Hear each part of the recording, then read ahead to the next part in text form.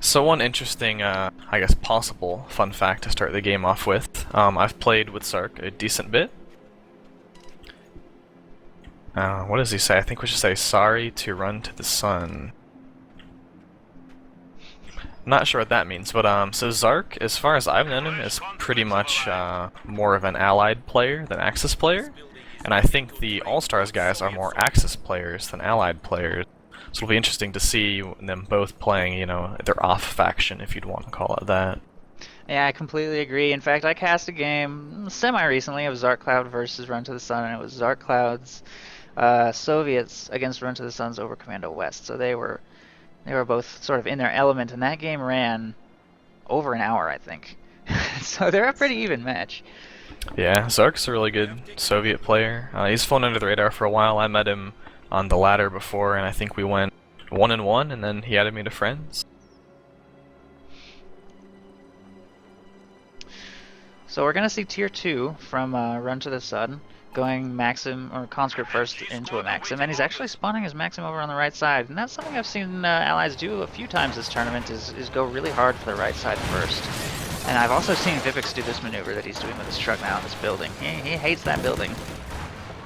Oh yeah, I mean, if there's a Maxim gets in that building, you have no hope of taking it really, unless you get a pretty early mortar. He's actually going to push these combat engineers out of cover to give Star Cloud's Pyos just that little extra advantage. Oh, he's gonna try to block the cons from entering the building, it looked like. He's just ruining their pathing. He can't do anything. That was granted. He's probably. I think Symbiosis is going to lose this engagement to that truck, pretty much. I wonder, I think Relic should probably fix that, eh? I've never really seen that happen, but that's, I mean, it's cheeky, and I can't blame him for using it, but it's a little bit cheesy at the same time. Yeah, but I at the same, like, it gets discussed endlessly, and I think the real problem is that nobody knows the best solution, because if you delay the truck too much, that truck goes down. At least he got revenge. That's something. Yeah, but I don't know. I don't know how much you care about your first truck.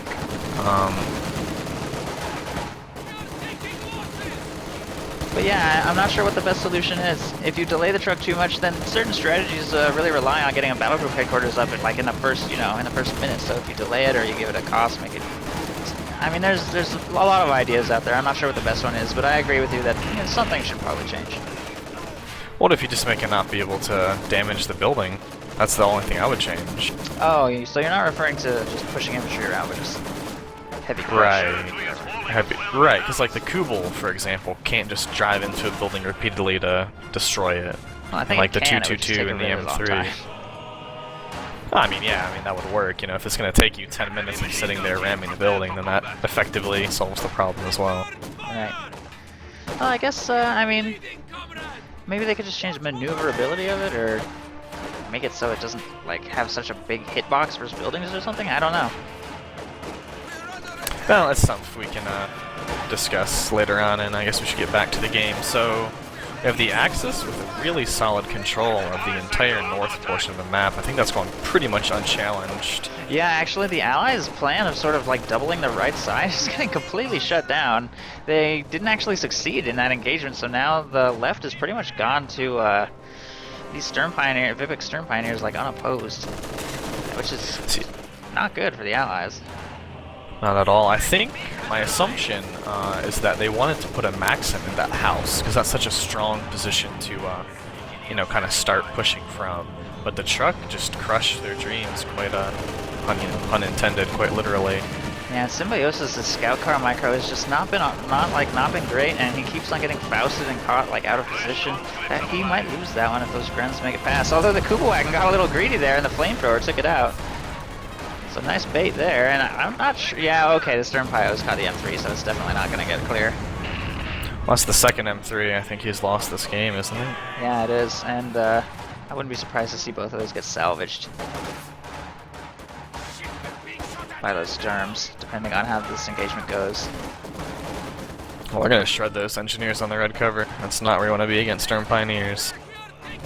Actually, there's a Maxim moving up. Ooh, catches them in the road. Alright, those Sturms are going to be forced to retreat, so...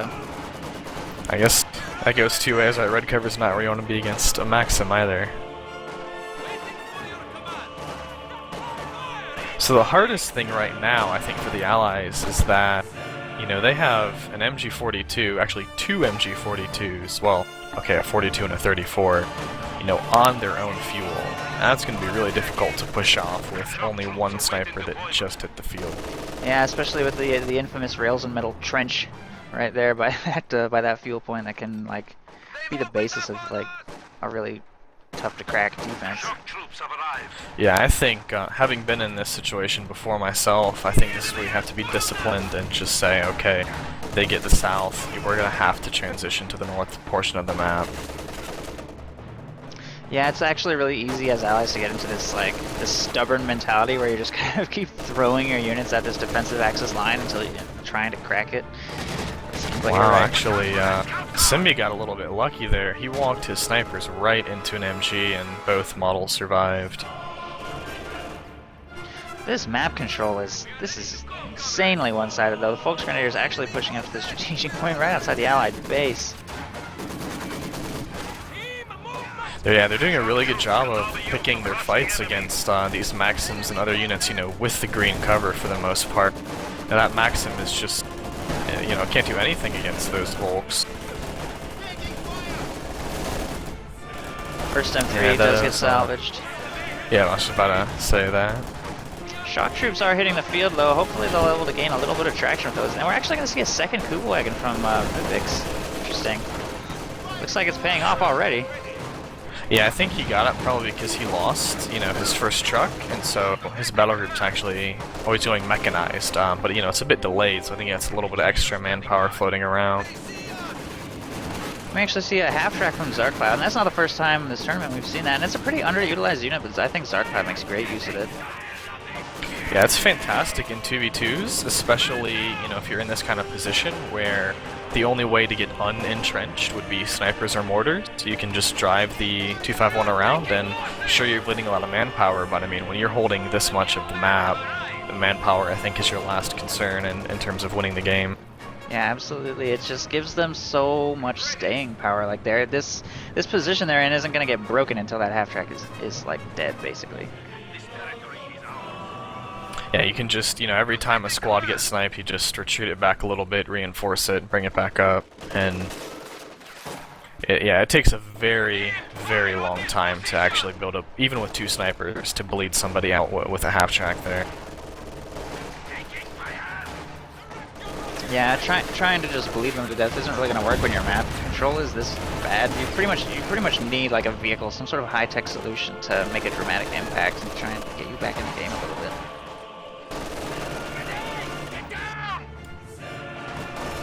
I'm somewhat surprised Symbiosis hasn't called in a 120. Maybe he just doesn't have the manpower to do so.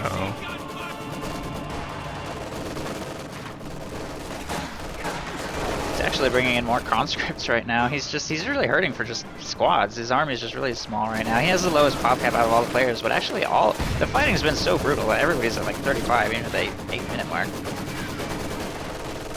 Our points have fallen to 300. Which just goes to show that like Vivix and Zarcloud don't necessarily like win the manpower game so much, because I mean the pop caps are all really even. It's just that they win the territory game hugely.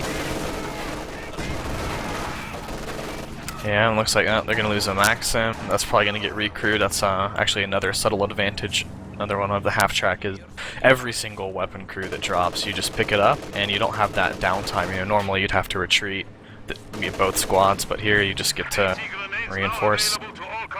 And so I'm like looking at the damage and kills, and Zarcloud like has a huge lead of 42 kills somehow. I guess it's just his LMG grins. LMGs do a lot of work. He actually has an 8-kill MG42 as well, which is surprisingly high for an MG at this point in the game. That is true. And the Allies are just struggling. 13 kills for Under the Sun, 19 for Symbiosis. Both of them like covering around 3,000 or 2,000, 2,500 damage still.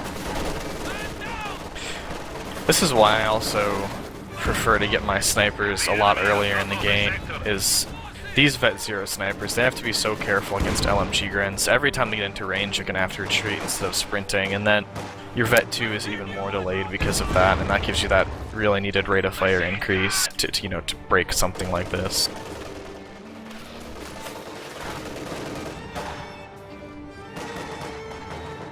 And the fact that the Soviets have basically not held a fuel point at any point in the entire game is just hurting them so bad. They can't field like, you know, like a T-34 or a T-70 or anything to get them out of this situation.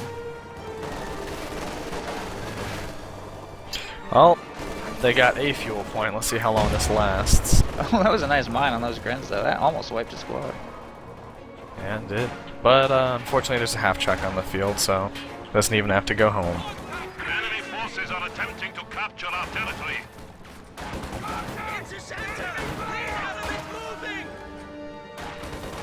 Engineers, we need to re-establish our supply lines.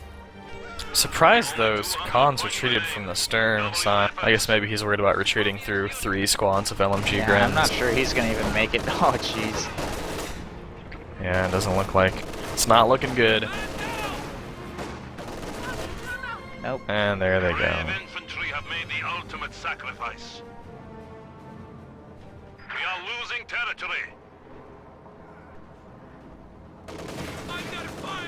Wow, Vipux is actually floating a ton of manpower. I mean, I can't really blame him.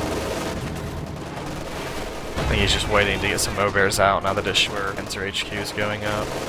And it's not like he's saving for a super unit, he's doing fortifications doctrine. I guess he could get a King Tiger or something. The static post is now in operation. Yeah, I mean, with this kind of map control, you could get a King Tiger out before they even have a Their medium T-34 tanks, probably. yeah. And when a King Tiger gets to the field before medium armor, it's not a good sign. Not at all. Oh, this Kubel. This is a brave Kubel. Like, okay, the snipers are Vet 1, so they get to sprint away. And that's why that Vet 1 is so important. Not having to retreat there is pretty huge, especially given the retreat path would have gone through all of those LMG grins and a P4. And it's a little bit rude here. I mean, I can't blame the Axis for wanting to end it quickly, but you know, when there's a P4 in your base in 12 minutes, not the best sign.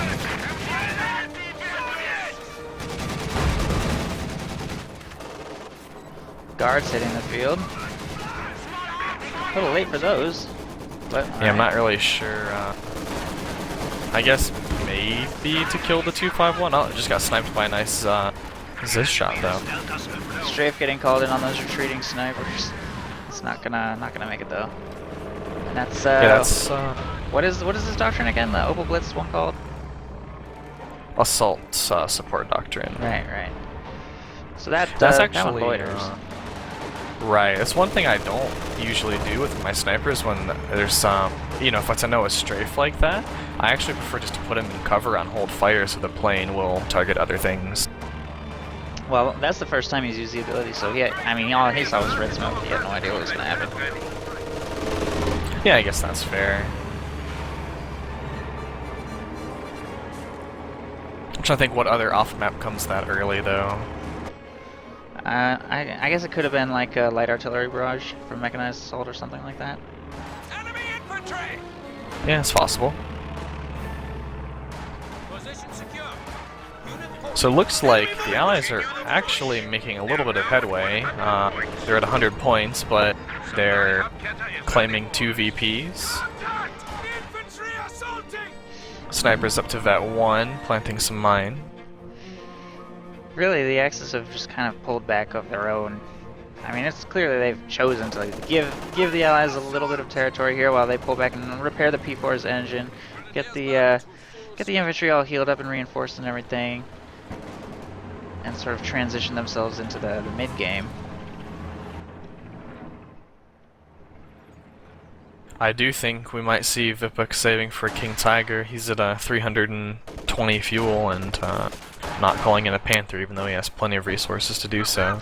Yeah, he's got his truck moving up here too, so I think as soon as his battle group headquarters completes, which is building, we're going to see that KT, and the Allies are going to have no solution to that. That's going to be a really quick KT. Secure the vehicle. Location set. So I think Vipux actually, yeah, he does have the fuel transfer on, so this whole time he's actually been funneling munitions to fuel. I assume he turned it on after he got his third Shrek. Yeah.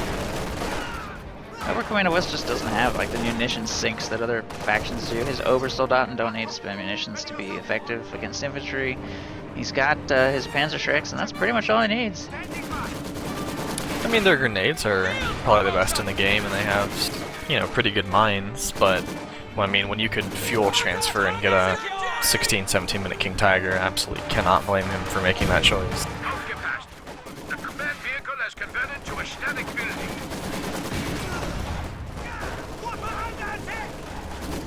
I was just trying to figure out, you know, why on this map did he go mechanized before the battle group, and I think it must have been just for that fuel transfer. Oh, and Zark has a big flank with his P4. Oh, I thought he was going to get the snipers there.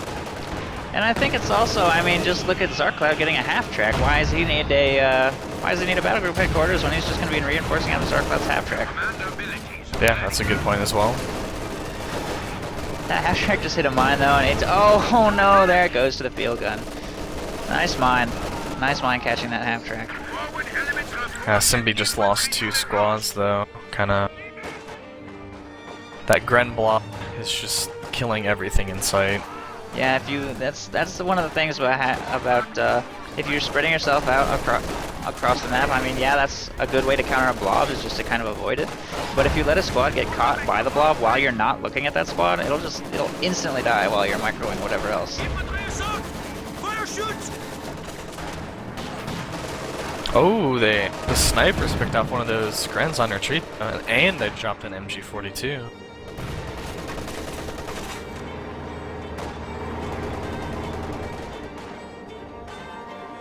The Allies getting the fuel up north too. Unfortunately for them, it's not connected. They're at least decapping it. And at this point, Symbiosis is actually going for that victory point rather than the fuel point, because they're down to 90 and the Axis still have 460, so they basically need to just play perfectly for the rest of the game to have any chance, and the King Tiger is on the field. Yeah. Let's see, what do we have? We have 1's gun, 2's guns, and some guards against a King Tiger. It's such a beautiful tank.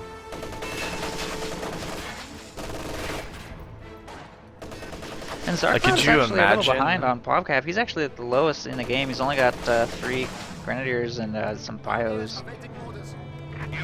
Yeah, I wonder what he's saving for. I guess maybe he's just saving for a normal Tiger? Yeah, that's what it looks like. He's actually got the CPs already, so he just needs the manpower. He actually called in a 3rd half track. He really, really likes that aggressive half track play.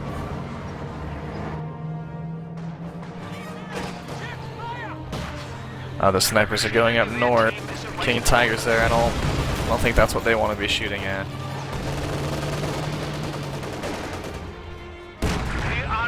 Oh, that 3 guards squad. in that 1 shot.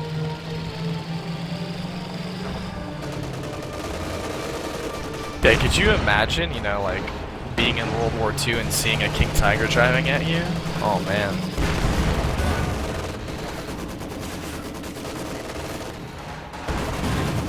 There's 2 field This guns in is- position to stop it, but it's just not close to enough. One of them is backwards. Yeah, I don't think he realizes that. And those snipers are walking right next to the Maxim that it's been shooting at. Oh, they got a little bit lucky there. I wonder why he's being so ballsy with his sniper. I guess he's just trying to sit him in camo. If Vipux keeps repositioning, he can't attack ground. But that's just so dangerous. Just to kill some Volksgrenadier models, like, is it really worth it? I mean, maybe he was trying to stop him from capping the VP? That's true. I mean, they don't have time. Like, they can't afford to lose VPs at all anymore. I'm surprised that KT's not being a little bit more ballsy. I wonder if he's scared of mines. I mean, he doesn't need to like dive in and start doing crazy maneuvers. He can just, as long as he keeps firing, that's all that really matters. And he hasn't stopped ever since he sort of drove into range. Although, if he doesn't prioritize those Zis guns and lets them fed up like that, it's going to be problematic. He's falling pretty low now, in fact. Yeah, like now he really needs to reposition if he doesn't like get out of there. I think. Oh, there he goes. Wow. That was 4 consecutive penetrations. I think he was expecting that, like a few bounces there, but he just sat in the arc of that field gun, and that was the end of it. Yeah, but I mean that 3 penetration on this is no joke.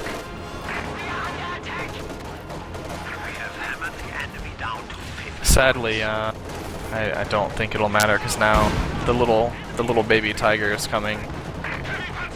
Yeah, and with only 40 points remaining, I don't know what the Allies can possibly do at this point, considering that they haven't held a field point for like more than like 30 seconds the entire game. You somehow have to hope that like an AT grenade magically immobilizes the tiger, then the 3 Ziz guns kill it, while the ogres get wiped by a sniper, and you're capping the victory points or something.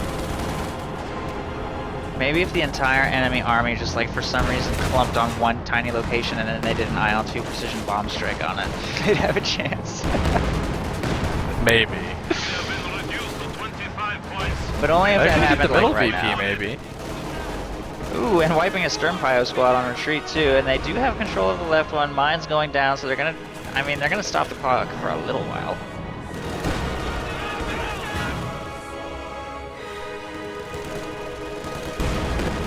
I think Run to the Sun, I don't know if he's really had time, but I think he really could have made a lot better use of some mines. He's pretty high munition. Well, the Tiger's getting low, actually. It's not just munitions, though, it's positioning, and they've barely even made an impact on the map. We got the ISU here. And I mean, it wouldn't be they the made a first miracle time. comeback. Yeah, it wouldn't be the first time they made a massive comeback once the ISU hit the field. But I think they need like another 60 or 70 victory points for that to be even remotely plausible. Oh, nice opening shot though. Oh, that grenade. So he's gonna lose his engineers. Yeah. Oh no. Hoorahing into the oh, this is desperate. He has actually a Ziz gun in the circle to prevent the cap. And yet those Volks Grenadiers retreated. I actually think that really low squad probably could have died to the support guys on the Ziz. Oh wow, this is a good use of that Branchable grenade. Oh, oh, ISU has something to say about that though. There goes everything, and that's gonna leave that squad decapped. Unfortunately, Simbi couldn't get the VP on the right with Zarklad's half track and Grenadiers and stuff over there. So it pretty much comes down to the left side getting capped like right now, but those Volks Grenadiers keep blocking. That strafe, pinning the snipers so they can't actually shoot, and the ISU's missing. Alright, got the MG. 5 points left. Those Volks Grenadiers blocking the capture on the left side is probably gonna win them the game here. Yeah, ISU shoots the dirt. Big rifle nade on that mid squad. 1 point. Oh, the Volks are dead, but they didn't tap it in time. Oh, not just look at that. Look how close. Like just imagine if they had captured that sector, if like they had come back and won that with that ISU. Yeah, I mean it's looking at everything. It's pretty possible. It totally is with the KT dead, the Tiger like wounded, full squad's like totally poised to like get wiped, desperately like, trying to run out the clock. But fortunately, that didn't happen, and they won the game. So wow, Jager just 2 23-minute victories, dominating. Yeah, if I make it past Allstars, I might have to be a little bit scared of these guys. They were pretty, definitely impressive teamwork. Some of the best teamwork I've seen for sure. With, you know, the half-track reinforcing each other's squads and the MGs protecting the snipers and, you know, just playing both sides of the map like I was talking about earlier. It takes a lot of teamwork and synergy and coordination to pull that off the way they were doing it. Yeah, absolutely. They're going to be the team to beat. I think it's going to be tough. All of their remaining matches are going to be are going to be really good ones to watch, I think. I'm really excited to see just the whole rest of the tournament, frankly. And that being said, that's going to conclude the stream for the night, so thanks for joining me. Oh yeah, I enjoyed it, and we got to see some pretty crazy games, I think. Absolutely. So yeah, that's it for tonight. Thanks everyone for watching. Don't forget to donate, and that's it.